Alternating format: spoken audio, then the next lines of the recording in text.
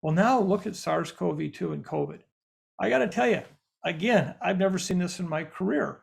Data that came out last fall showing that white-tailed deer in this country were getting infected at levels that were almost parallel to what we were seeing in humans. Meaning, if you look at the Iowa data from last year, looking at roadkill deer where they were sampled, and actually the virus was growing, it wasn't some indirect test. And if you look at the percentage of animals infected, it actually parallel the increase and decrease and big increase in Iowa human cases.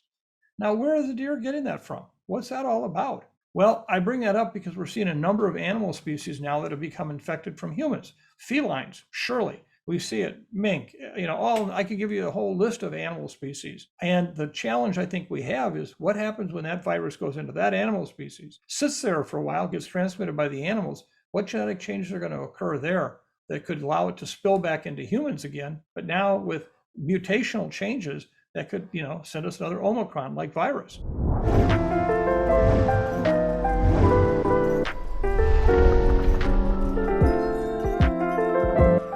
Good afternoon, good morning, wherever you all are. Hi, good to see you all. Thank you so much for joining us. Yeah. I mean, you have been the person, at least for me, who's given me some great solace in the last couple of years, Thanks. For all of your reporting and intelligence around the world that we're living in. So we're really grateful to have you on today. Well, I appreciate that. There are many people that say that intelligence is a counterintuitive term with me.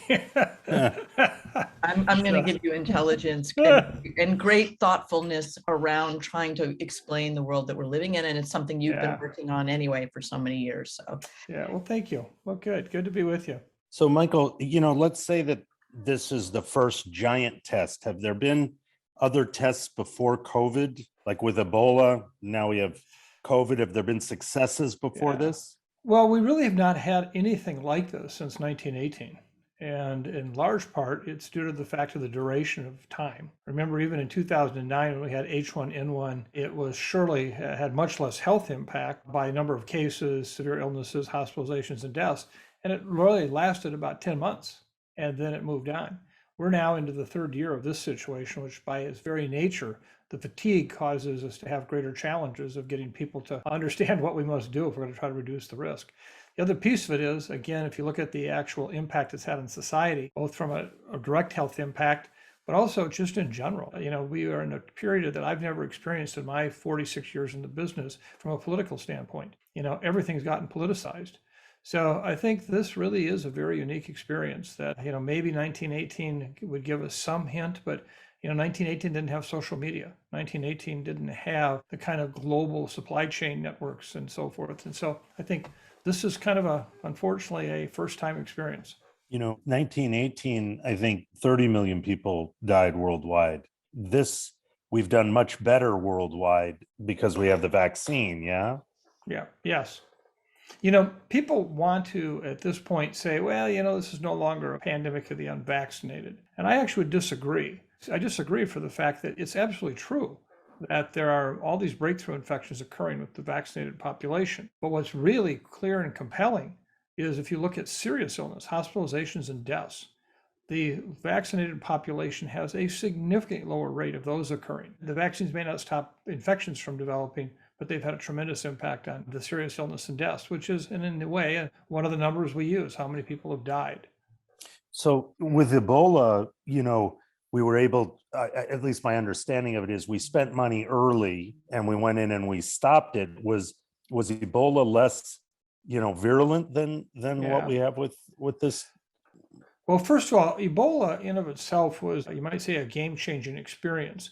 Because when it first emerged in 2014 in Western Africa, number one, it had never been found in Western Africa like that before. All of the Ebola challenges we had were east of there in sub-Saharan Africa. Number two is the fact that we'd never seen an outbreak like this before. We're talking about 10, 12,000 cases occurring suddenly, where our largest outbreaks in the past have been counted in the hundreds of cases, and then were basically extinguished by just good public health follow-up. And so this was all new. And part of the reason was because the virus didn't change, Africa had changed. It was the urbanization of Africa that really drove this. And it was largely the urban areas of these three countries that were where we saw it really take off and in a sense, expand quickly. And so one of the challenges we had, of course, was, is this going to be a global pandemic, a worldwide epidemic? And we never really ever entertained that. This was going to be a regional situation, as we saw when we had, a case end up in the United States. Outside of the healthcare workers that had taken care of this individual, we didn't see any other transmission. We didn't see it in many, many other countries around the world.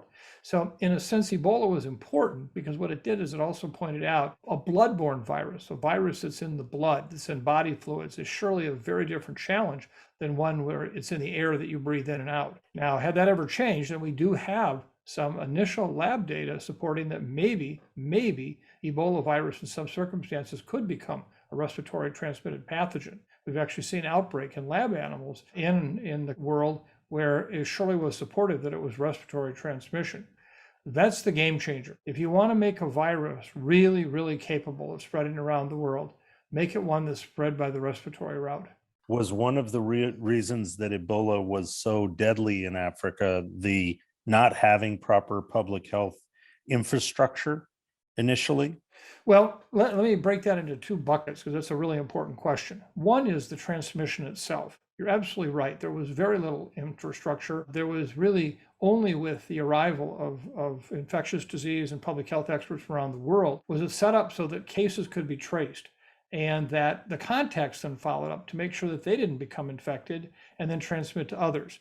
And it was that kind of shoe leather epidemiology follow-up that was so critical in limiting ongoing transmission. But the second part of it was, and you've really hit a nail on the head, look at the healthcare delivery system there. They had very little good healthcare. And now today, we are actually in a very different place than we were in 2014 and 15. And that is because, one, we do now have an effective vaccine that came out of testing that was done during that pandemic. And number two, we now have drugs that we didn't have that can be much more effective in reducing the seriousness of illness in those that get infected. So it is a different ballgame today, but at any one moment, we still could see areas of the world where Ebola or viruses like it, all what we call hemorrhagic fever viruses, Nipah, Lassa fever, all the ones like that could still flare up today and be a real challenge. You referenced we have this information about at least the reduction of death and hospitalization.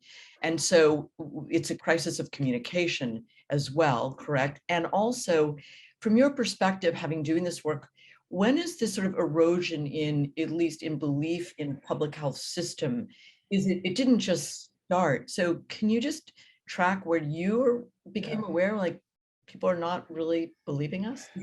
Well, I first of all want to affirm what you just said. In fact, the title of this week's podcast that I do is actually The Pandemic of Lost Trust. And early on in the emergence of the pandemic, it became politicized quickly in terms of the previous administration, really understating what might happen. We also, however, had organizations like the World Health Organization that maintained for almost 2 months after we had, surely I thought, more than adequate evidence that we were going to have a pandemic before they declared it a pandemic. So even in the early days, there was a lot of confusion about what do we know and not know, what's going to happen. I was on the Joe Rogan podcast on March 10th of 2020, which, today has continued to be in the news.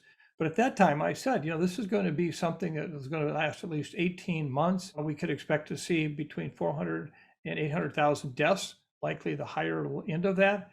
And nobody wanted to believe that in March of 2020. I mean, I was a pariah. I mean, it was bad news, Dr. Doom. And we have, unfortunately, time and time again in that first year, underplayed and underestimated what this virus is going to do. So the public became somewhat skeptical initially. And then after the vaccine came, there was this sense that, oh my, in January and February of last year, we were now going to be able to control this with vaccines. Well, that was at a time a year ago right now, and I said I thought the darkest days of the pandemic could still be ahead of us. And the reason for that was because I did worry about how much vaccine would get in people's arms. But also I was following and watching very closely these variant developments. I think for the last year, every morning when I wake up, the first song I hear in my head is the old Fifth Dimension tune, This is the Dawning of the Age of Aquarius. And I hear this is the dawning of the age of the variants. So even a year ago, we knew with Delta, with Beta and Gamma, that there could very well be, these new emerging variants that could really change the game. And that's just what's happened. So I think we lost credibility there because we had public health and governments around the country saying last summer, independence from COVID on the 4th of July. And that gave people the sense we were done. And then all of a sudden, it's like we jerked their chain and said, oh, no, not necessarily. Delta's here now. So I think we've had a lot of misfires in communication. We haven't anticipated the future well at all. That has, I think, eroded public trust in a way that is really a substantial harm. We don't know how to deliver bad news, I guess, is that, or as leaders don't know how to say, hey, it's tough, we're in trouble, we all have to come together. Yeah. It's really, well, one of the things I think that we have a challenge with is not just delivering bad news, but having creative imagination to say it could be this or it could be that. And that's very different than just making the worst of worst predictions. It's what do I base it on? I think one of the things that we have failed miserably in is having nearly enough humility about dealing with this virus. Every day, I think to myself, man, I probably know less about this virus today than I did yesterday, and I learned a lot in the last day. And so I think one of the challenges, we've not conveyed that to the public about the world of evolving science. We learn, then we adjust. We learn more, then we adjust. And what it came across as were absolute statements of fact that something would be this way or that way, only to have it change. And I think that is really at the heart of the communications challenge we have is, it's very different than being wishy-washy or, being such that people say, well, what did they say? As opposed to saying, this is what we know and this is what we don't know. This is how we're going to find out what we don't know and learn about it so that we do know. And I think we've missed that opportunity time and time again with the public to share that very message. Is one of the issues, when we think about polio and we think about Dr. Salk, coming up with the solution, everybody knew somebody who'd been in a iron lung, fighting the condition. It was you used to have hospitals full of these iron lungs, going as far as the eye could see. But, now we have the pandemic and we don't show death. You don't see morgues full of people. You don't see people being pulled out of the hospital. So it's sort of conceptual. We don't really, you say 800,000 deaths. We don't see it anywhere. So we don't necessarily feel it. So we can play around with it. We can be like, well, I'm not getting the vaccine. Yeah. That's really an important point, Jesse. And it's one that, if I could even take it one step further, is there are a lot of mild illnesses with this pandemic. The problem is that there are so many cases that even if a small percentage are illnesses that result in hospitalizations or deaths, see the numbers. We're now 900,000 deaths in the United States. If you look at the number of cities in this country, major cities, San Francisco, Denver, Boston, Seattle, they have less than 900,000 people in their whole city have now been, killed by this virus in the last 2 years. I think people don't understand and get that. But I think the other part of it is, as you've just pointed out, is the fact that those are the deaths directly due to COVID.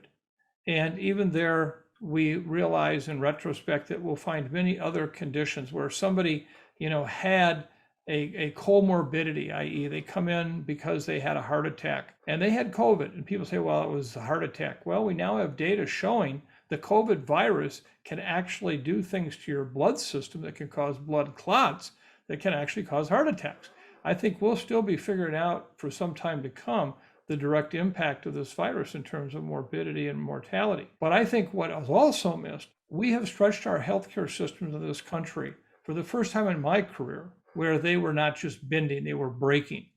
Think about this. We've lost 400,000 healthcare workers in the healthcare system of this country in the last 2 years because they just finally quit. Yeah. The post-traumatic stress, the challenge was so bad. We have had literally standards of care in this country that rival that of some of the low-income countries of the world because we just didn't have enough healthcare workers to provide that care. So this is not a time you wanted to have a stroke or be in an automobile accident, or even, basically have a milder illness but required hospitalization because of what this virus did. So the long arms of COVID are going to be felt for years and years to come. And let me just say the last piece really fits very much with what you just said, the invisible part. You can use the most conservative estimates we have, but that's even 3 to 5% of all the individuals in this country infected with SARS-CoV-2, that COVID infection, are experiencing now long COVID. Long COVID is going to be a substantial impact situation for the population for years to come. And again, you don't see those faces. You don't hear, who is the a well-known poster child for long COVID out there. We don't have it. But if you're one of those individuals, you recognize just how absolutely challenging it is. I think there's something else to your podcast this week as well. There's the collateral problem that there may be other unanticipated violent attacks that have been the outgrowth, the politicization of the virus, where people are getting violent with each other around masks, around, mandatory, vaccine, et cetera. And so has this proliferation across almost every aspect of our society. That's not also sort of quantified. We don't see that. I mean, it merges out, And Priscilla, one of the things that makes that such a challenge is the fact that public health has always been a collaborative effort between public health officials and the public. You got to want to be part of a solution. If you're going to stay in your home, or if you're going to not eat certain products, whatever. It's all about the public's willingness to be a part of the solution. Now, in many cases, public health and the recommendations that are made are seen as part of being the enemy. And that is a challenge I worry about. For example, we have this whole world today of the vaccine acceptance. Well, for the first time in my career, again, we're not just talking about vaccine hesitancy, we're talking about vaccine hostility. People actively going out trying to keep others from getting vaccinated. Well, we're beginning to see that already translate into childhood immunizations other than SARS-CoV-2 COVID. And the implications of that are huge. Jesse, you raised the issue about polio. We have to understand that if we went back 50 years to a pre-vaccine era, largely for our kids and grandkids, we would realize many, many more deaths from measles, from all these conditions. And I worry we're going to see back slippage on that. And I think on a global level, we have set polio back substantially. We know that for the last 2 years, a lot of polio transmission has gone unchecked because of the fact that these countries were overwhelmed just dealing with COVID. So COVID, does it come from one bat? Does it come from, at least that's the story. I don't know how they know it's from a bat, but it's like one wet market and one bat leads to one person that, what is the science of the very beginnings? Yeah. Well, I could almost start a storybook here. In the beginning, there was. Yeah. and no, this is a very important point. And this is another reason why I think that SARS-CoV-2, the virus, COVID, the disease, is so challenging. First of all, it very easily could have started with one spillover event. We don't have evidence based on the genetics of the virus in Wuhan, at least, that there were multiple spillovers. We could pretty much tell that. Today, I can't say for certain that it didn't leak out of, an unintentional leak out of the laboratory in Wuhan. But I think all the effort that we've put into understanding this virus would support it was a natural spillover from an animal to a human, and then took off from there. And we could spend time and time talking about that. But I think what's really a very important point here to follow up on your question is if you look at influenza pandemics, that is almost always historically seen as a virus basically comes from an avian species, from a wild bird, and will actually go through genetic changes because a wild bird virus, which is largely in the gastrointestinal tract, doesn't normally infect humans. It's just not capable of it. But if it undergoes enough changes genetically, it can. And where that often happens is in pigs, because pigs have receptor sites or kind of lock and keys for the virus to get into their lungs for both bird viruses and human viruses. Then when those two get, by chance, both get in the same one cell, they are very promiscuous. They swap out their genes and voila, you get a new virus. That's the spillover event with flu. The reason this is important is we never have any evidence that supports that those spillover events occur and reoccur and reoccur and reoccur. And that brings new genetic types in. Once the pandemic starts, that's it. Well, now look at SARS-CoV-2 and COVID. I got to tell you, again, I've never seen this in my career.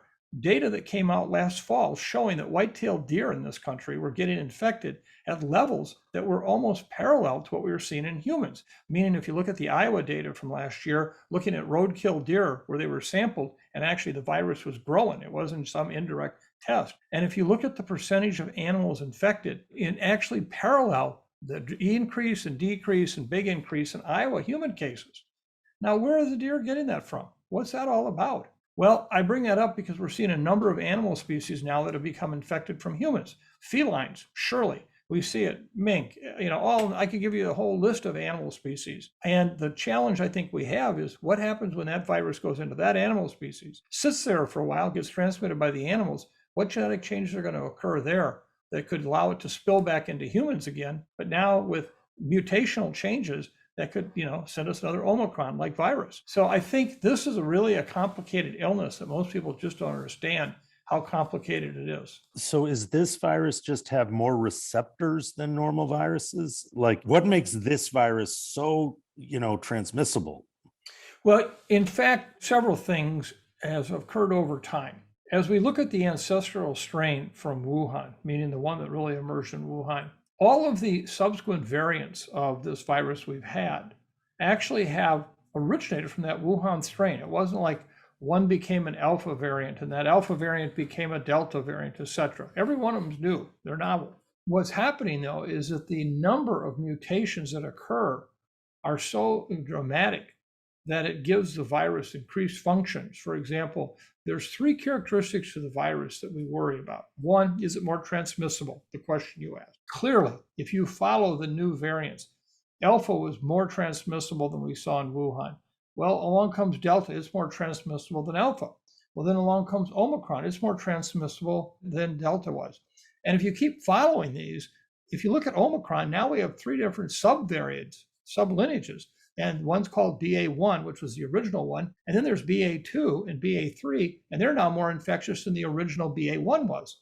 I mean, so each one just kind of builds on the mutation changes. The same thing is true in terms of the second bucket that we worry about, and that is, can they evade immune protection? And these mutations can actually make it so that the immunity that you might have from a vaccine or from a previous infection is not nearly as effective in actually stopping the infection. And we surely have evidence of that.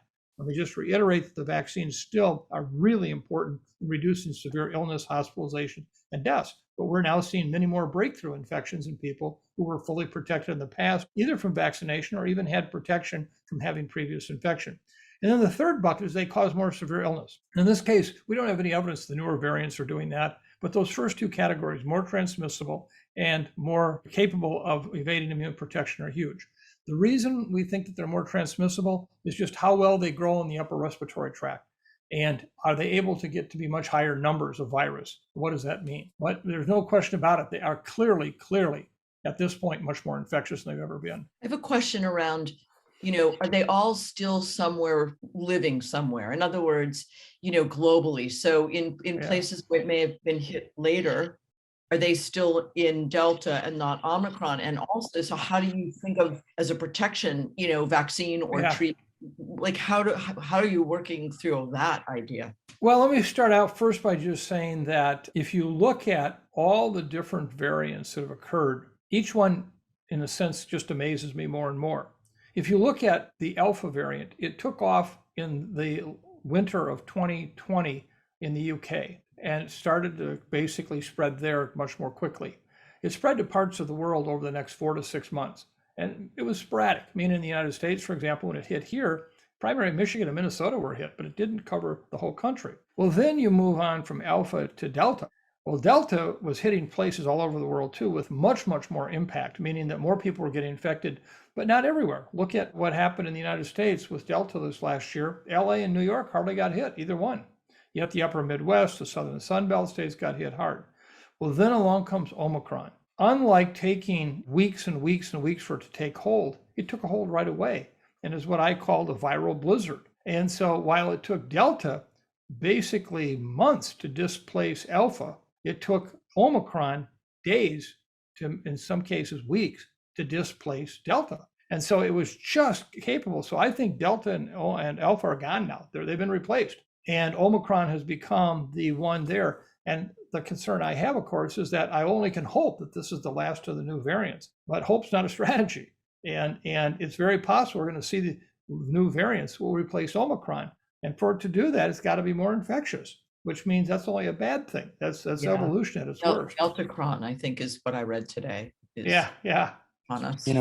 There was a study that came out recently saying that MS comes from a viral infection very early, and me and Priscilla have worked on cancer quite a bit, and there's some theories that cancer is an infectious disease that has evolved over time, how we fight it. Even in the last 75 years, we fight it, and it's become more wily and difficult to fight over that time. Do the tools that we have to to fight these conditions? The science behind this vaccine is new. And from what it says in the press, it's programmable, so we could make modifications to it. Is it a new kind of tool?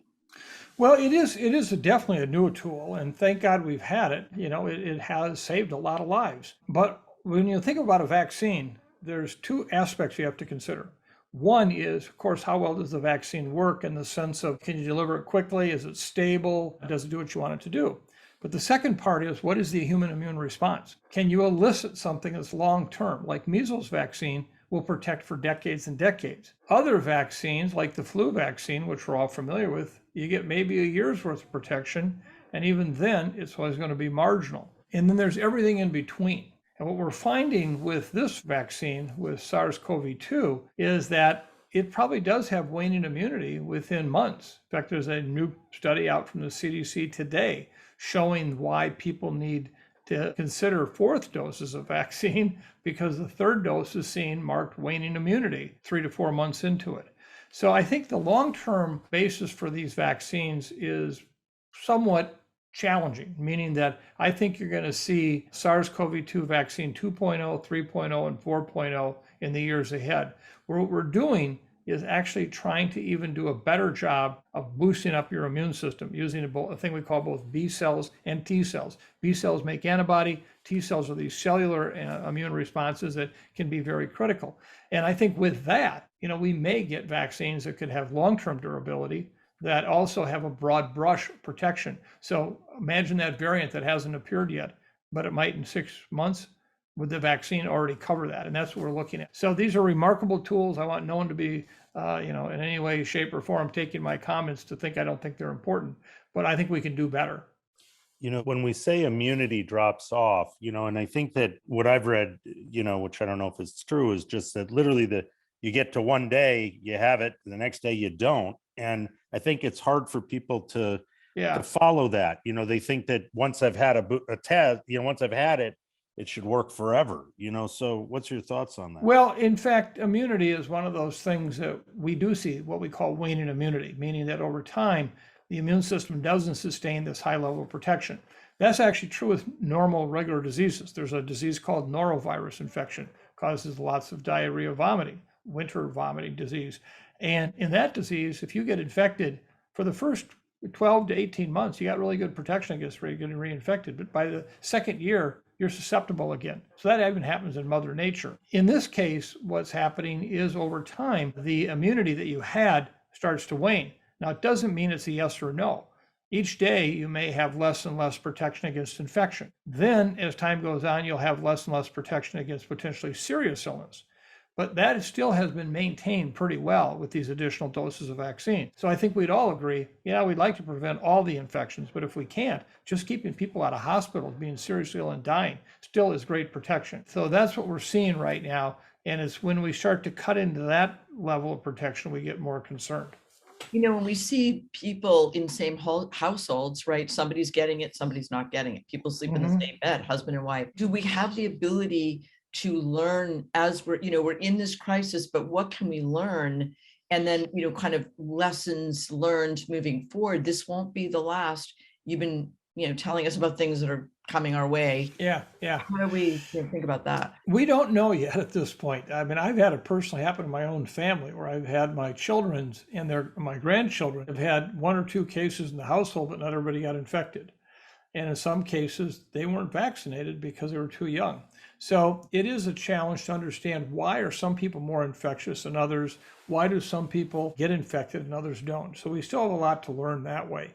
But I think over time, one of the things that we're also discovering is a thing called correlates of protection. And that is a blood test that will basically tell you, do I have this much antibody and what kind, or do I have this level of T cells that I can say with some assuredness, if you have that level or higher, you're going to be protected against being infected or having serious illness. And that's what we need right now, so that we can give people a sense, are you protected or not? I don't know if I am. I've been fully vaccinated, but I'd love to know, am I protected or not? From a public health standpoint, this has obviously been the biggest challenge in our lifetime. It appears as if, we have no cooperation. I mean, not no cooperation, but very little cooperation amongst nations. The vaccine did not make it all the way to Africa, in spite of some efforts. What has this been? Has it been as a test? Have we failed the first test? And what can we do to improve? Well, I would, rather than saying failing, I think we're learning a lot and we have a lot more to learn and we need to apply those lessons. First of all is from a worldwide standpoint, remember when we started this whole vaccine approach, the question was, can we even find a vaccine that'll be effective against the coronavirus? And there was skepticism. FDA actually announced if we have a vaccine that works 50% of the time, we'll license it, okay? Well, then we got these early results out, 85 to 95% protection against even mild illness. And people were ecstatic, 2 doses, time 1, 3rd week after, time 1, 4th week after, depending on the 2 mRNA vaccines. And, the world was in, okay, if everybody in the world gets 2 doses, this pandemic's done. Well, this is where, again, humility should have come in because we didn't realize what would happen over time. And then we got to the point of saying, wow, you actually probably have to have a 3rd dose. And that became very clear. And if you're immune compromised, you surely need a 3rd dose and probably a 4th dose. Well, each time that just took more vaccine to match. And people were saying, well, you need to get this to the low and middle income countries. And this is a luxury dose for the rich countries. And well, in fact, if you end up getting the infection and seriously ill after 2 doses and you didn't get your 3rd dose, it's a failure. Well, you wasted your first 2 doses. So I think the world began to realize that it was going to take more vaccine doses per person to really get protection, which then they had to re-estimate, okay, so what does the world need? The second part of that is that in many countries around the world, there's of course no capacity to make these vaccines. So they're largely coming from high income countries. And there was not nearly enough. And what it really pointed out is we've got to have the kind of manufacturing capacity, the expertise in place in local low income, middle income countries to be able to make the vaccine, to basically get it out. But the other thing that we didn't really understand and is becoming more crystal clear, I think, every day, is we in the United States, where only 63% of our population has been fully vaccinated with 2 doses, which I would tell you we should be 3 doses minimum. And even among those who have had 2 doses, only 40% of those have had the 3rd dose, which we've made clear the recommendation, everyone should have 3 doses. So you've seen what has happened here with what, as I just pointed out, vaccine hesitancy or vaccine hostility. Well, you know what? Some of that's shown up around the world. If you look right now, one of the classic examples is Russia. Russia is in the middle of a very, very intense Omicron surge right now. And the vast majority of Russians will not use their vaccine, the Sputnik vaccine. They don't trust it. When we look at probably with good reason. Yeah, well, I agree. But the whole point being is that if you look at a lot of low and middle income countries. It's not good to inject yourself with water. You know what I mean? Yeah. No, it's vodka. No, I'm kidding. Well, that'll give you a little different reaction. But the point being is that right now around the world, we still have the challenge of getting vaccine into people's arms. I've said over and over again, a vaccine is nothing until it becomes a vaccination. Right. And so I think globally, we are also recognizing we have a lot of work to do to convince people in low and middle income countries to get vaccinated, just like in our own. So Omicron came from South Africa, but I think it started in a very low income area, the variant. Yeah. And so had we had a vaccination campaign there, maybe, and the vaccine there, maybe that wouldn't have happened at all. So it's like, what's the justice issue and our moral responsibility to try and get the vaccine everywhere? Well, we do have a moral responsibility, and it's straightforward and simple. We do. The Omicron situation is actually very interesting because it may actually have been in Botswana before we saw it in South Africa, but it was in Southern Africa where it started from. And it was really literally in that November time period that took off. Of note, this was an area that had seen a number of surges before and had a very high population level of protection from natural infection, immunity. And it took off anyway. And that was one of the challenges, was that this is where we saw this natural immunity, as many people call it, I just call it regular immunity, wasn't protective against getting infected. It did have a big impact on whether you got seriously ill or not. And the same was true with having been previously infected. Many of the people still got infected again, but it wasn't an infection that caused them to be hospitalized or die. And so that was what made Omicron so difficult, because it took off in countries that still had fairly high levels of vaccination. And the differences, for example, take a country like Denmark. Right now, they have widespread transmission going on. but they have very few seriously ill people. Why? Because they have such a high proportion of their population fully vaccinated. There was a very fascinating article that appeared in the Financial Times about a week and a half ago, in which they actually looked at the US level of immunizations against COVID and compared that to, for example, a country like Denmark. And they said if we had the same level of immunizations in our country that they had in Denmark, 1/2 of all the cases of COVID that were hospitalized in the last year would not have happened. One Wow. half. And so that's been a big challenge, is trying to get people vaccinated to understand what benefit that can bring. When you look ahead now, Omicron was less lethal than the ones before. Do you see it mutating into a flu? Do you see Yeah. it, or do we not know? Could it come back in something worse? How Yeah, do I you- don't know. And I think the one thing that we did a poor job of in public health is we let on like this was a mild illness, and it's not.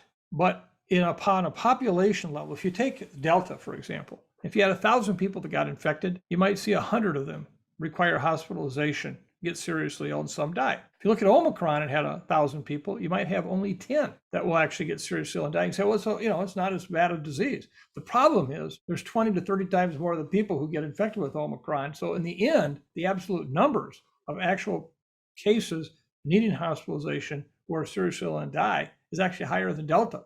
If you look at our peaks around the world, particularly even in the United States, with Omicron, our ICUs were challenged like we'd not seen before. And so it's helping the public to understand that when we talk about a milder illness per person, that's true. But if you look at the total population, it's not. But to go back to your question about, will something else come out like that?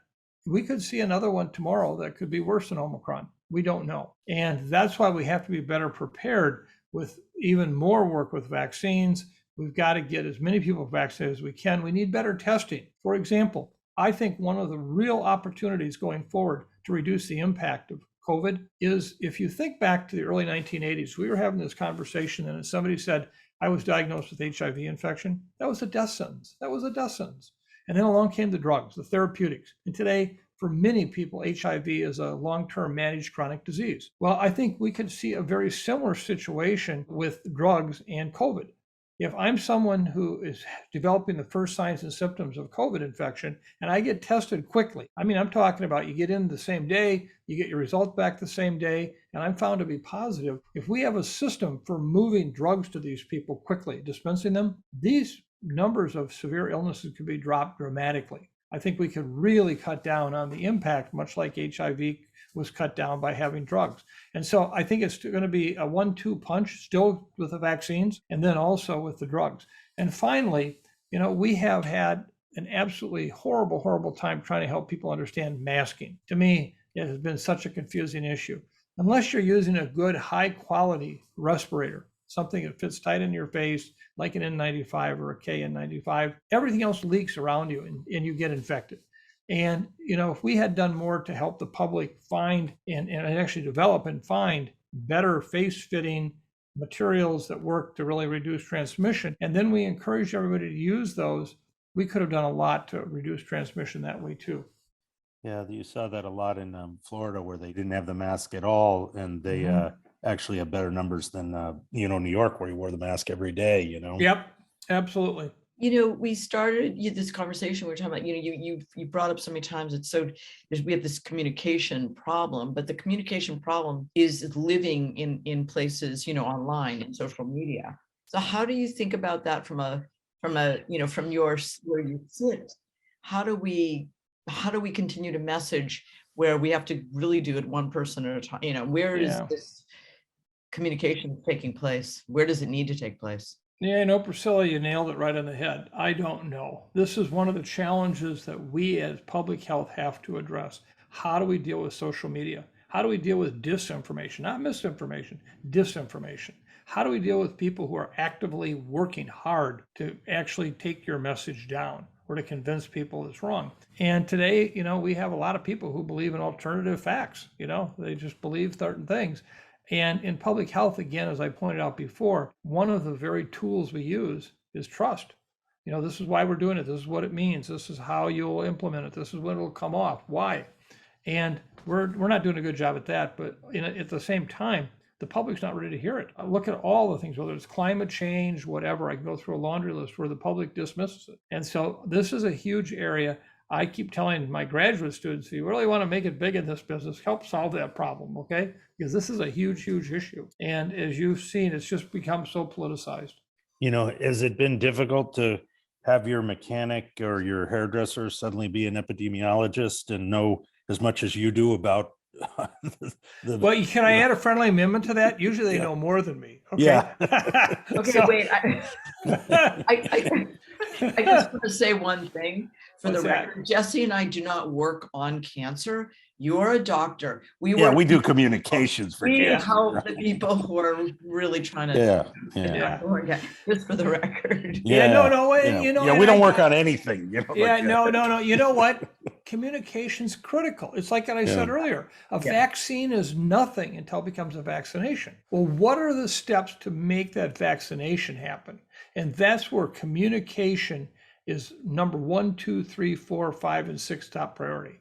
Because how do you share that information? How do you, from a value-based system? I've always believed, I'm from a rural, small Iowa farm town. And I've always jokingly said, but I mean it with seriousness, that at 10 o'clock every morning, there's a little coffee club group that gets together at the S&D Cafe on Main Street of my little hometown. And I've often said, if you want to get something to make sense and people to act on it, if you can't sell it at the 10 o'clock coffee club at the S&D Cafe, forget it, okay? You missed the boat. And I think that's the art of communication, which people such as yourself spend your lives refining. How do we communicate? And I mean, I could ask you and you could give me a laundry list of all the mistakes that have been made around communication and how do we continue to deal with that? So I have a tremendous respect for and believe how important communication is in everything we do. Well, that's why we have you here to help, tell the story. And again, we're so grateful that you joined us. You're busy, really. Thank you. The world solve this. Well, thank you. And I hope you do realize it's people like you that can have so much impact. I'm a talking head out there, but it's when you put the content together and get that out. And people trust you because you cover content in a lot of things, okay? And they've come to develop that trust. And so I applaud you and think, that frankly, we need you and we need the kind of efforts you do every day. Thank you. Thank you so much. Who's the dog on the back behind That's Max. That's my Australian Shepherd. Unfortunately, he's been dead for a few years. I had him for 14 years. Oh. And the only thing I have to acknowledge, honestly, he was smarter than I was. I tell you, he actually managed me. He herded me. It wasn't the other way around. So I happen to be a very, very substantial dog lover. I've always believed, I've heard the story once as a younger man, and I still believe it, that the definition of heaven is when you die, you suddenly end up sitting in this large field of beautiful flowers, and every dog you loved ever comes running to you and can't wait to see you. That's heaven. Nice. We're all dog people. Yeah. Well, there's two kinds of people in the world: dog lovers and those that aren't. And who I want to spend my time with. Okay, there's some cat people that are. Well, I'll handle cats too, but I'm a dog guy. Okay. Yeah. Well, thank you guys very much. This was very kind of you, and I hope our paths cross again. Okay. This was wonderful. Thank you very much. Take care. Bye-bye. Bye.